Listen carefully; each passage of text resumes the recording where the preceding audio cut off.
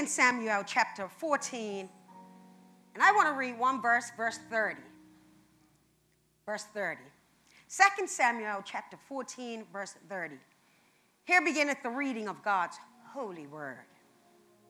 Therefore he said unto his servants, see Joab's field is near mine.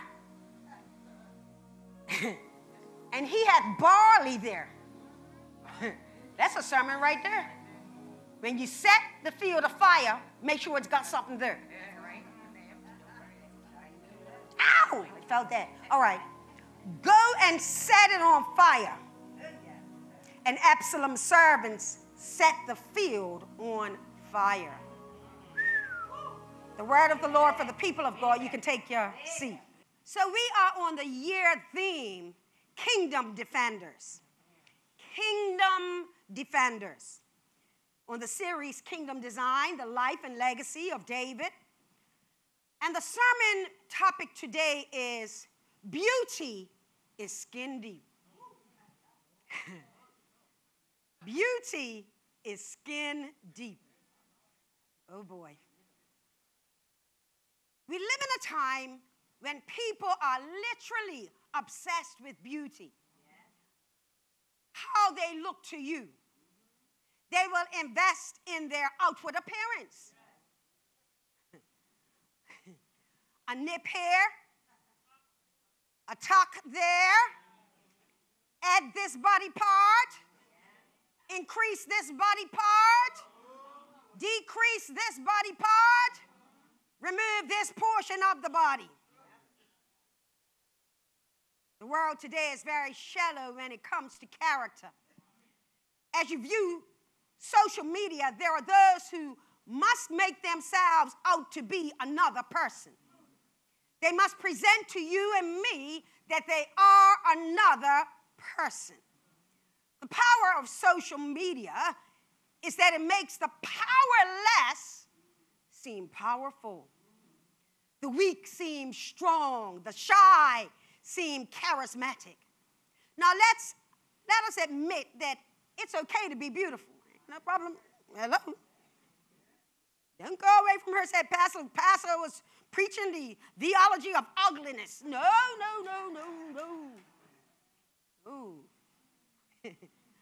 My concern is when the beauty is only skin deep. That is, who you truly are on the inside is not a reflection of who you portray on the outside. What does the Bible say about beauty? Psalms 139:14, I will praise thee, for I am fearfully and wonderfully made. Marvelous are thy works, and that my soul knoweth right well. 2 Corinthians 4:16, for which cause we faint not, but though our outward man perish, yet the inward man, look at that, is renewed day by day. 1 Peter 3:4, whose adorning, let it not be that of outward adorning or of plaiting of hair, and of wearing of gold, or of putting on of apparel, but let it be the hidden men of the heart, in that which is not corruptible, even the ornament of a meek and quiet spirit, which is in the sight of God of great price. See where God's emphasis is? 1 Peter 1:24. For all flesh is as grass, and all the glory of man as the flower of grass. The grass withereth, and the flower thereof falleth away. I don't care how good looking you were when you were 20. Ain't going to be the same when you're 70. I tell you what, the glory and the beauty of who you may not have been at 20, oh, it shines through when you hit 60 and 70. Something about that inner. Today we will look at a beautiful man, and we will see that his outward beauty was not matched to an inward beauty. Let's do so as we look at the following 3 points. Point number 1. This is not pretty. This is not pretty. Point number 2. This is not peaceful. This is not peaceful. And point number 3, this is not proper. This is not proper. Let's begin point number 1. This is not pretty. Verse 25. But in all Israel, there was none to be so much praised as Absalom for his beauty. I mean, that's a rare thing right there. A beautiful man. You know, usually say handsome, rugged, but beautiful. From the sole of his foot. What kind of, no bunions, nothing? From the sole of his foot, even to the crown of his head, there was no blemish in him. You can't even imagine it. You're trying to think, nah. Now, church, this verse speaks volumes. For it begins with the word, oh, come on up in here. But, so our concern must be, what is the but canceling out that was previously given? This means that we must retrace our footsteps and trace back to the previous verse, verse 24. Verse 24 says this, and the king said, let him turn to his own house and let him not see my face. So Absalom returned to his own house and saw not the king's face. While verse 25 speaks of a beautiful Absalom, verse 24 speaks to the ugliness. The ugliness of a current situation between Absalom and his father, King David.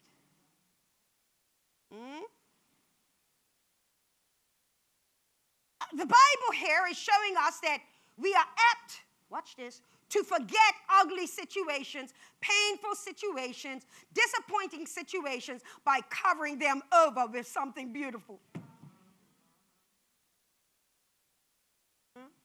If we can pretty it up. You know, ain't nothing beautiful about child molestation.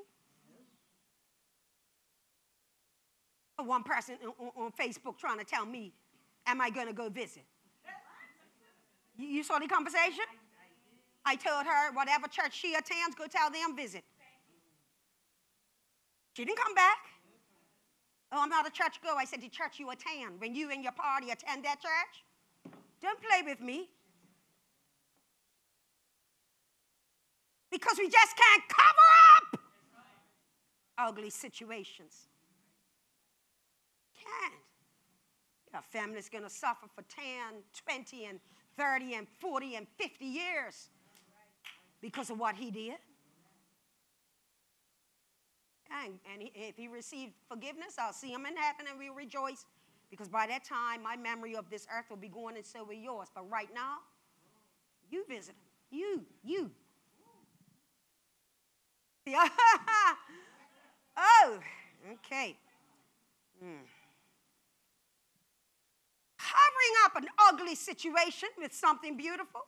No, we need to deal with the core of what's going on. The Bible here is showing us how we'll just forget it and cover it over. Makes sense for whose family wants to show the ugliness of what they are currently experiencing. What family is willing to be transparent about the challenges they are facing? Church, the propensity to cover up, use makeup to conceal blemishes in the family is nothing new. Nothing new. Absalom may have had an ugly relationship with his father, but when he looked in the mirror, he saw beautiful. Yeesha. Skin deep, y'all. Skin deep. The Bible tells us that Absalom was praised for his beauty, and that from his hair to his toe, or his toe to his head, there was no blemish in him. No blemish. Blemish comes from the word mum, in a spot. Hey, he didn't have a like what they call, a pimple, acne saw Absalom and went. There was no defect. Now let me help you out here. If they were able to say there was no blemish, that means people were looking for it. They were looking for it.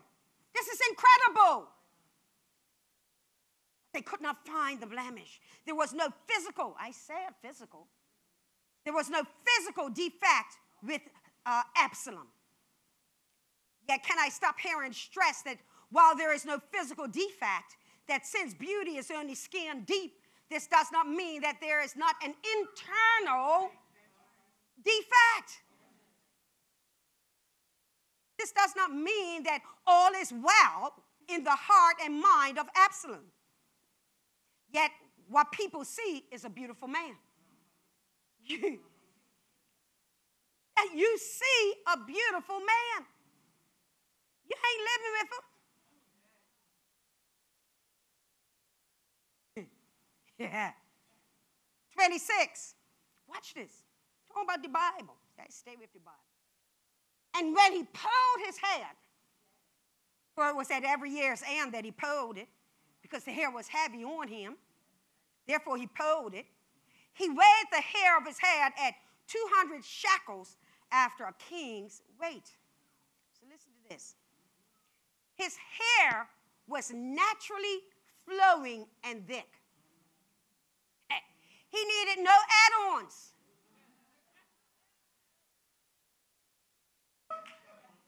There was no weave of cleave.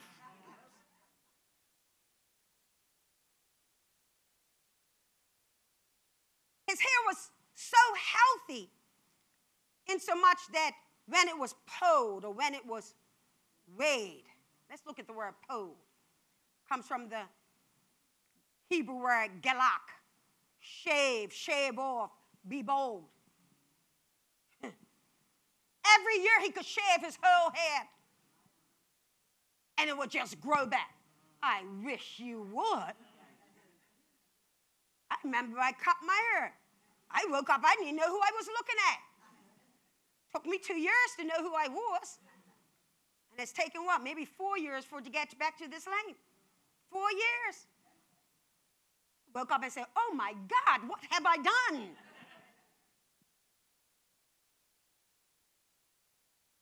Absalom's hair, it was so thick and flowing that from time to time, at the end of the year, when it became too heavy upon his head, he would shave it.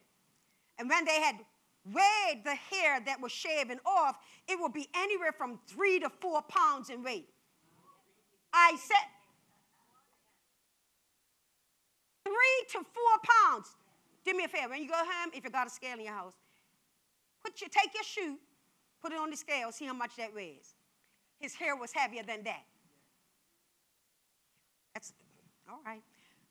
Not only was Absalom beautiful, watch this, and his hair beautiful, but he had beautiful children. 27, and unto Absalom there were born 3 sons and 1 daughter whose name was Tamar. She was a woman of fair countenance. Church, this verse is so deep, profound, that I pray that we understand it here today.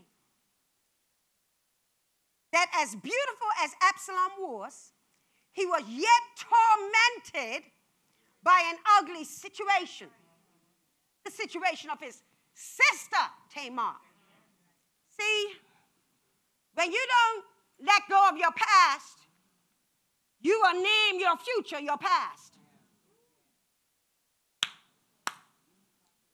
He wasn't over what happened to Tamar. Every day he woke up and he knew Tamar was in his house. That's his sister.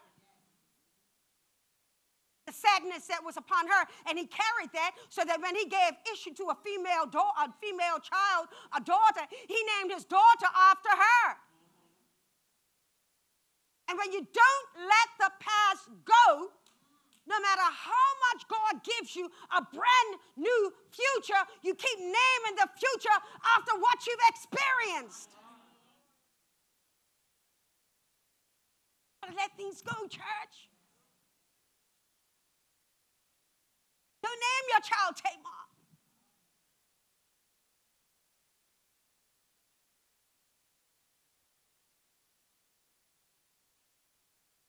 Or something else. Don't wait on the new little baby. With a past she wasn't even a part of. She wasn't even born when it happened. See, I hear you, Holy Ghost. Catch this, catch that. See, God has new for you in the future. Got a lot of new things. But if you keep on seeing your future through the lens of your past, then you'll never experience the new that God has for you. Listen, I watch these shows. You know I do. And even today, I said, you know what? God is good. He didn't have me born in the 1500s, the 1600s, the 1700s. God's good. So I know how I would have doubt picking any cotton. I'm going to just tell you that right now. I'll tell you that right now. See, I rejoice. I watch these shows. I said, thank God you're good. For Harriet Tubman, Black Moses, thank God for them. Thank God for Cyril Packwood and his book, Chain on the Rocks. I did a project on that at West Pembroke at age 11. It changed my life. Since when I can't tell you what I read, but I know once I read Chain on the Rock, I said, yeah, they would, but they wouldn't. They ain't gonna ever chain me. They ain't just trying to chain me. They would, but they wouldn't. Yeah? Naming your future based on your past means that you will repeat in your future what you've gone through in your past. All right. This tells me that no matter how much good goes, no matter how much good goes on in your life, you can still be haunted by what went on in the past. You can have a beautiful present. This is Absalom, y'all. The most handsome man ever. Has children. And the beauty of who he is does not proclaim beauty upon them. You can have a beautiful present, a beautiful future, but if you do not forget the past, you will carry that ugly past right into your future, and sooner or later, the ugly past will contaminate your future. He names his daughter Tamar. As beautiful as she was, he named her after an ugly situation. Mercy. Watch out when you name a present beautiful thing after a past ugly thing. In other words, watch out when you cannot let go of the past. Watch out when you cannot heal from what has gone on in the past. This takes me to point number 2. This is not peaceful. Church, recall that Absalom's name means my father is peace. Yet he has no peace with his father. As beautiful as he is on the outside, there is nothing beautiful about his relationship with his father. This leaves him unpeaceful, unsettled. 28-29. So Absalom dwelt two full years, and I think he was 3 years in Jeshurun. Yeah, 3 years in Jeshurun, I'll mention in a minute. And he comes back home.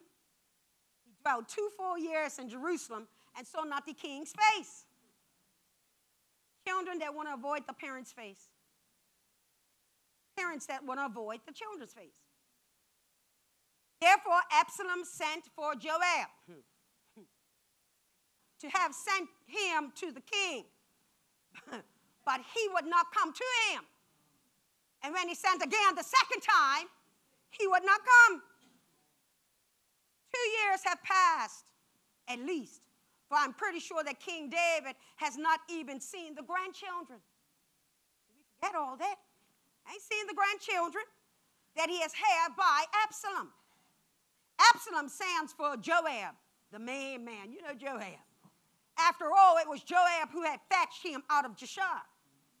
And he was there for 3 years, so he ain't seen him for at least 5 years. After all, it was always Joab who came through when he was in need of help with his father. This time, Joab does not readily come to the rescue of Absalom. Wow, this is going to get ugly.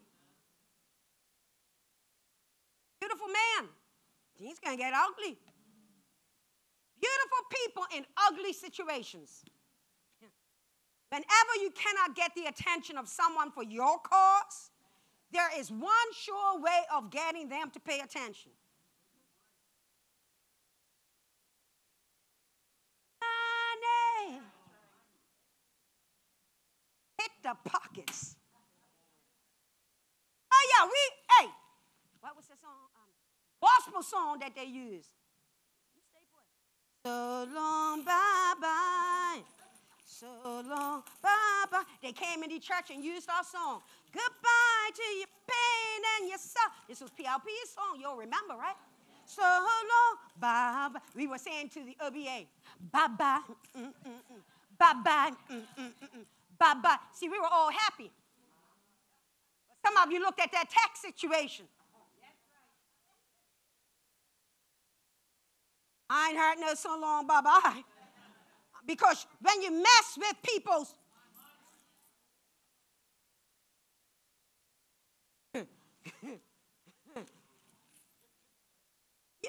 you were paying $80 for your, what is it, your rental income tax, whatever it is. Now you're paying $300. So what you celebrated, not celebrating as much. Just keep celebrating. That's what I'm going to say. I ain't going to go into it. Other people who are not the leader of a party. Just let me go on. So we'll be all right. Save on the liquor. Stop giving guzzling them.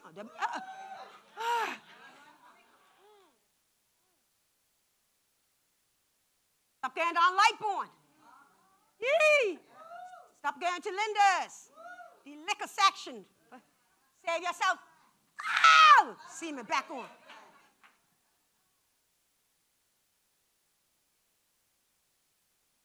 You mess with the money. 30. Therefore, he said unto his servants. Check it out. Joab's filled their minds. And he had barley there. Back in the day, they didn't have the corns. They had the barley. Barley worth money. You trade. That's how you trade. Go and set it on fire. Make them bankrupt. And Absalom's servant set the field on fire. I watched that in this show. All of a sudden, the plantation owners, all the Negroes, got to go, get the water, we got to stop. So back at the master's house, they don't know what's going on because they're trying to, watch this now. The fire in the field is always a distraction to get your attention from what's really going on. People can be ignored until you touch their personal bank account. Yeah. And this is how Absalom gets the attention of Joab. He set his barley fields on fire. In other words, he messed with his money. What I want you to see here, church, is that an outwardly beautiful, did you hear me? An outwardly beautiful Absalom is about doing an ugly thing. Outward beauty don't stop people from doing ugly things. The physical outward beauty does not stop him from doing an ugly thing. Unless and until you truly deal with the ugly of your past, the beauty of your present will not rescue you from being ugly. So look to your neighbor and tell him, deal with it, deal with it. Deal with it. Yes, deal with it. You have to deal with it before it deals with. Takes me to my point number 3. That's right, I saw a few eyes get wider right there. They're like, Pastor's going to finish soon. They always think that, don't they? Ain't got it yet, Deacon Richardson. A rush to point three means point three is loaded, isn't it? That bad boy's loaded. Let's see here what's going on. Point number 3. This is not proper. This is not proper. After the fire and loss of income, Joab shows up. 31. Then Joab arose and came to Absalom unto his house. Exactly where he is. I can see Absalom, right? Maybe especially when there's temptations to still lay under. You know where I am now. You know where I am now. and said unto him, Joab, wherefore have thy servant set my field on fire? Now, when I read this, I thought of the game Connect 4. That's how I play Connect 4. You know how to play? You sure you know how to play? Who else knows how to play? I got 2 games here. Come on, give me the bigger table. We'll set this up. The bigger table. Out with the big table. Yeah. That's what I'm talking about. Any of my little ones know how to play? What? Come on, Jalen. Come on, Millie. Come on, Dejanay. You're red. Girls play each other. You're yellow. Come around here, Millie. And come play right here so they can see you. Camera's got you. I ain't play you because I'll whoop you up. Beat you up. Who else in there? Come here, Cuddy. Okay, empty them out. That's it, that's it. Now, the aim of the game is to connect 4. If you connect 4, you win. So go ahead, play a game. It's going to take some time. Play a game. Oops, you got it across. Come here and help, Kathy. We're going to do it old school. We're going to hold our hands on the bottom. We're going to help them. Come on, come on. We're going to be patient. Go. Play.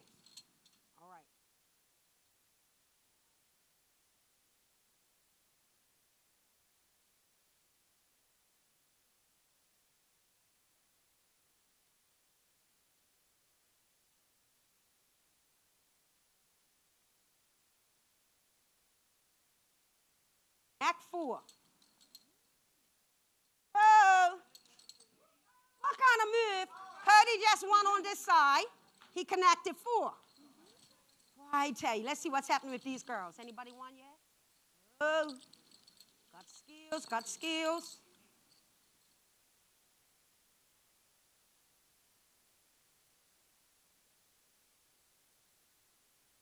Serious too. I mean, Hong Kong or something. Go ahead. Oh, there we go. I will find in pieces. That's what I'm talking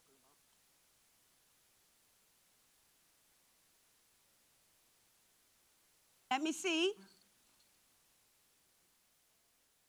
Oh, what a block, what a block. Yes, Dejanay in the black jacket. A block.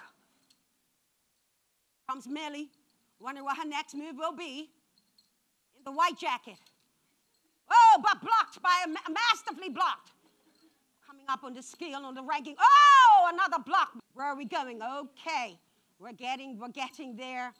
Oh, it may be no room. It may be taken to a draw. Let's see what's going on. Okay. All right. Are we going to have a winner on this side? Oh, Lord. Coming. Let me see. Hey, your turn, Millie. Bring up the red. Where the red gun? Where the next yellow? Oh, another block by Millie. Blocked it this time. Oh, yeah, Dejanay going to see if she can bring this thing down to a close. We're desperate now. We're getting there. Not much room left. I don't think so. Millie, I don't know. Oh, almost like, well, what else can I do move? Oh, yeah. Well, 1, 2. Well, what you gonna do, Millie? Oh, what you gonna do? Really doesn't matter what you do, I'm gonna tell you. Ladies and gentlemen, they have gone to a draw. They're a draw. Let's give the children a clap. Well done. We need to do this with them. Get some thinking. Yeah, let it out, let it out. Give the children a hand clap. See if you can work that one for me. See if you can work that one. Very good. They like games. I like children that like games. You gotta think, you gotta have strategy. Thank you, children. Go to your seats. Give them a hand clap again. Champions. That's right. Put them in a, that's all right. Leave them on the table. Because otherwise I'll be here all afternoon. Very good, very good. So, here's the thing about life. Whether we like it or not, life is about strategic moves. Life is about planning forward. Life is about don't be consumed by what you're currently experiencing. Think down the road. And this is what Absalom does. He calls for him once, calls for him twice, set the barley fields on fire. See that? See that hard-headed man.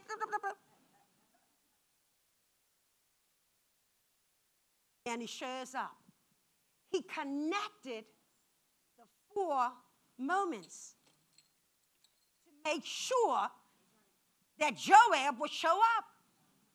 Now, here's a question I have for you.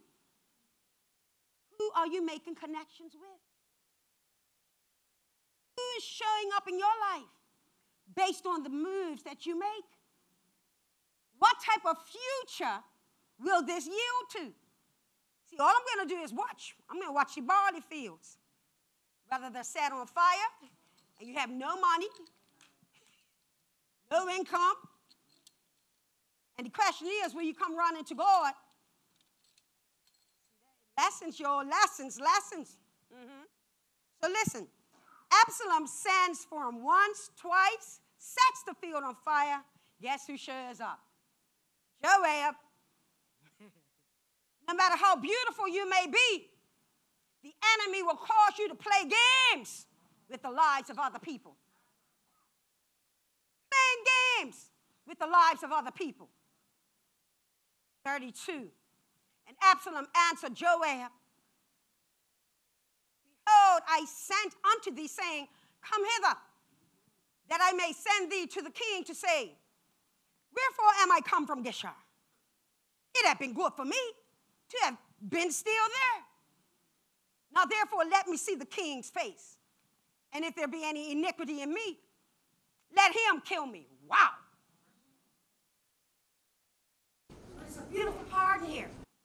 Willing to face the consequences of his actions. No matter how beautiful he is, he understands now, to skin deep, because look how my life is unfolding. I'm naming my daughter Tamar. I'm burning people's money. Here Absalom explains his mischief. He says that he might as well have still been in Geshur. Why? Because at least they're with his mother's people. Remember that? They supported him. Always going to be somebody that supports your ugliness, no matter how beautiful you are. Ain't no more beautiful people than Bermudians, you know. But we got some ugly situations going on.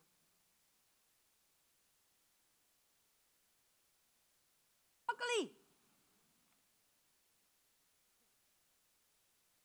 People in Geshur, they communicated with him and they approved him. Oh, see, when you're in your wrong, all you need is just 1, 2, a few people who support you.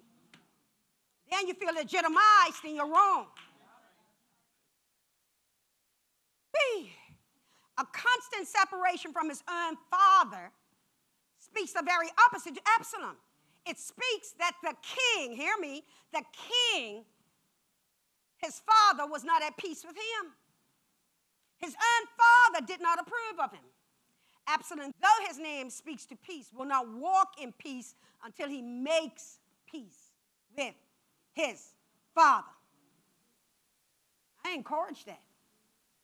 I encourage that. It's going to take two of you. Better to make peace before you have to stand over a coffin. Better to make peace before you all have to get together and do an obituary. Better to make peace while your mother or your father can smell the roses, can receive the flowers. Don't be regretting afterwards.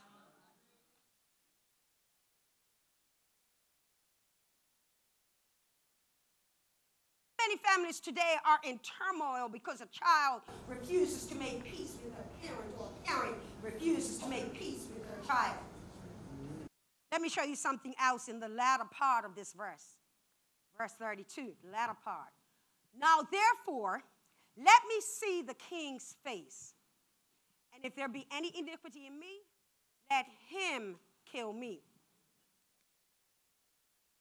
Absalom, hear me, church, does not ask to see his father's face.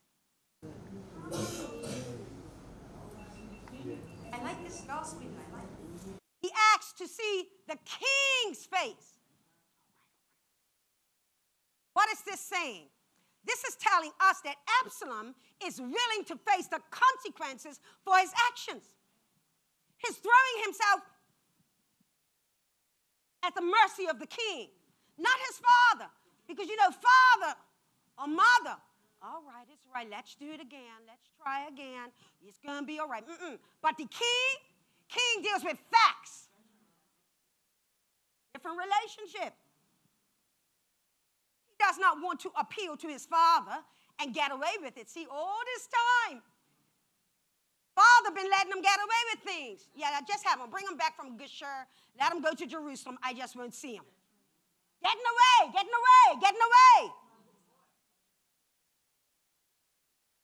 Well, here we have a beautiful Absalom naming his child after ugliness. He needs to be free. So he needs to throw himself to the mercy of the court. He will appear before the king and face the consequences for what he has done. Absalom right here is not being held up by his beauty. He is not being measured according to the beautiful weight of his outward appearance. So at this time, he is willing to suffer at the hand of the king for his ugly deeds. And we're going to get honest. Huh? We all just need to take a mirror. Get honest so we can truly be free. He says to the king, now, see if there be any iniquity in me. Iniquity coming from, I thought this was interesting, the word Avon.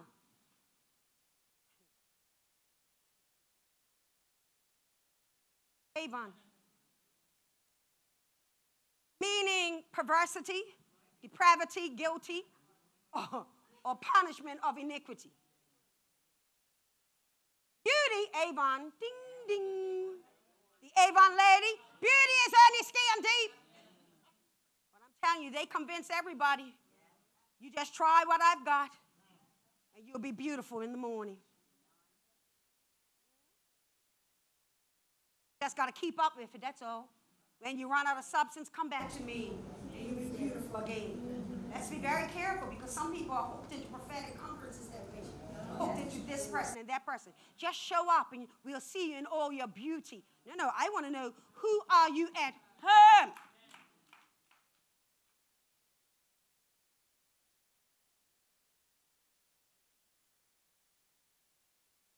Watch this. Beauty, watch this. Beauty is only skin deep, but iniquity is deeper than that. Can't cover. Avon lady can't cover the inward ugly. What's going on in the deep, in the recesses of the mind, in the recesses of the memory? Until you deal with that, you'll never really be beautiful.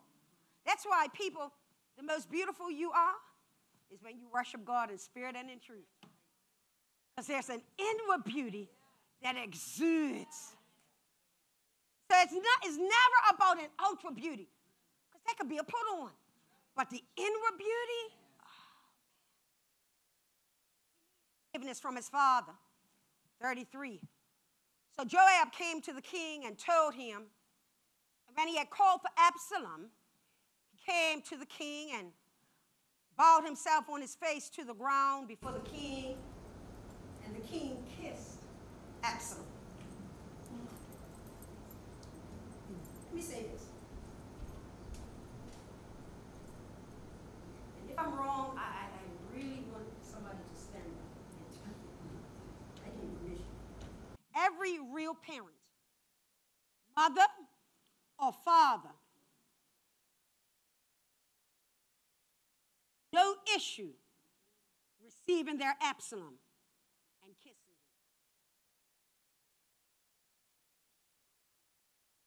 Don't care how much they've gone astray, how much they've missed it. There is something about your child humbling themselves before you. My mom had a daughter older than myself. Hard-headed sight she was. She was. When she got to that place where she humbled herself, I can tell you a story. Every time she saw my mama after that, lady died. She's the one that started calling her lady died. Because why? She finally let go of the ugliness, and she saw the beautiful Diane, Juliet, Irene. Is it Irene to it? Juliet. She's named Sharon. Juliet Irene. Yeah. She finally saw, watch this, the beautiful of who you are, I finally can receive and walk in a beauty too. Unfortunately, it was short-lived. She left us early, age 32. But oh my God.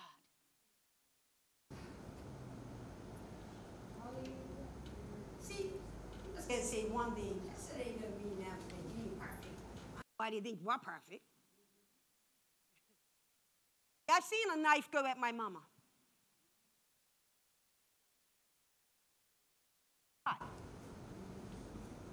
Remember that? That's part of why she had to get going that time. Hear me, church. God heals. God heals.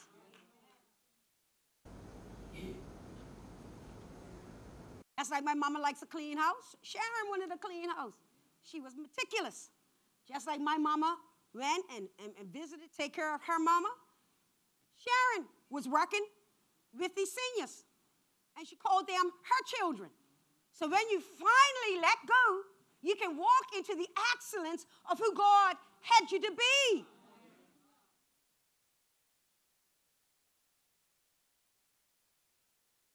All she wanted to be was an auntie.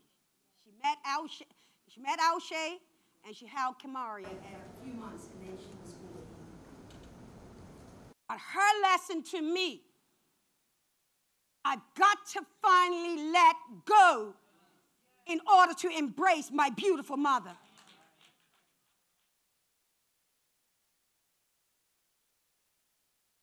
No real parent would not receive the humility of their child.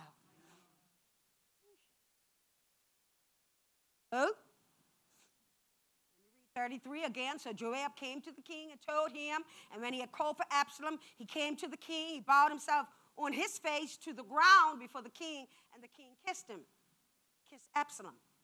Joab speaks with King David. Once again, King David. Now that's another connect for. Joab speaks to King David. Once again, King David hears. Not only hears, he listens. And then he sends for him. connections. Sometimes I'm just looking for people to connect with. Who's going to make it happen? Yee! Who has the heart of the king, heart of the pastor, that's all. I want you to be clear. This is not a, watch this, a father-son moment. This is a king-subject moment. Say some stuff here, but again. So what does it mean when a king kisses you? It means that you've entered into the highest court of the land and you have received the highest level of forgiveness in that kingdom. You have been given a reprieve, a pardon, absolution. A humbled Absalom receives forgiveness. Now that the king has forgiven him, there's reconciliation between the father and the son. Did you hear that? Now that the king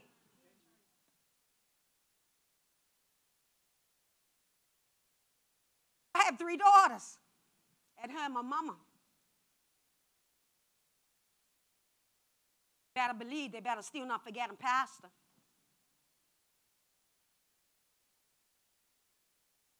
Times when you can't handle mama, number 1, number 2, number 3, come and handle the pastor.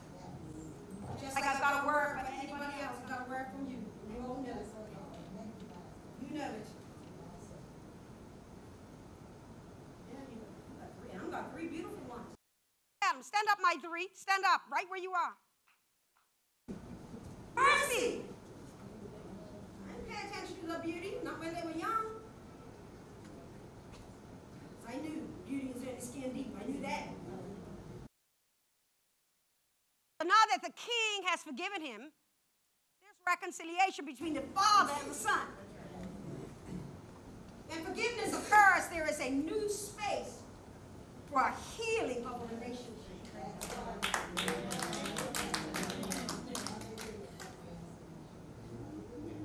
Let us not be afraid to confess our errors and humble ourselves in the sight of others. For it is only in true humility will you be given an opportunity of reconciliation. See that reconciliation? Can't do it on my own. You can't do it on your own. You got to come in agreement. Got to be agreement. You will be forgiven, and this forgiveness is more beautiful than the outward beauty. For forgiveness heals something going on in the inside of you. Beauty is skin deep, while forgiveness will heal bitter wounds. I invite you all to go out and when the king kisses you, when the authority comes in agreement with you, when you are in agreement with your shepherd, something's going to happen there. Right.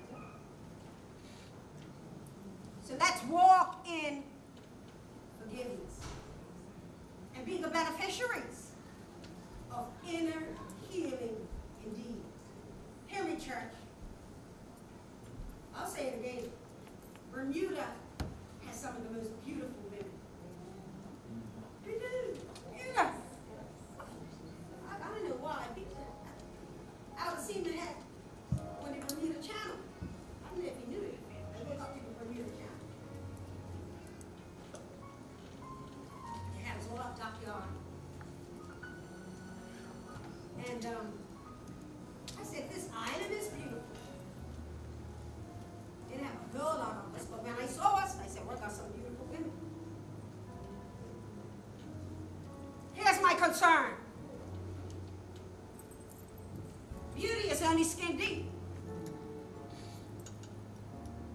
You've got so many beautiful young women, middle-aged women.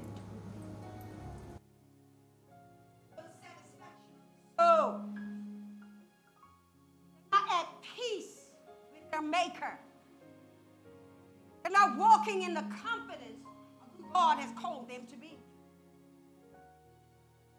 I believe that everything begins in the house of God. There is a healing, a forgiveness. I wonder how many mirrors Absalom had in his house. We're not finished with his story. That's all I'm going to say.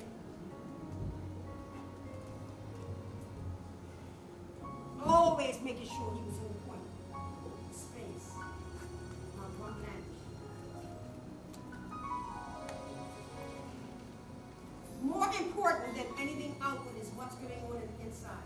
I'm going to ask this question, and I need for you to respond. According to God's word today, certainly God desires that there be reconciliation. If there is an unnatural distance, misunderstanding between you and a parent, mother or father, I need you to stand to your feet now. I stand with you.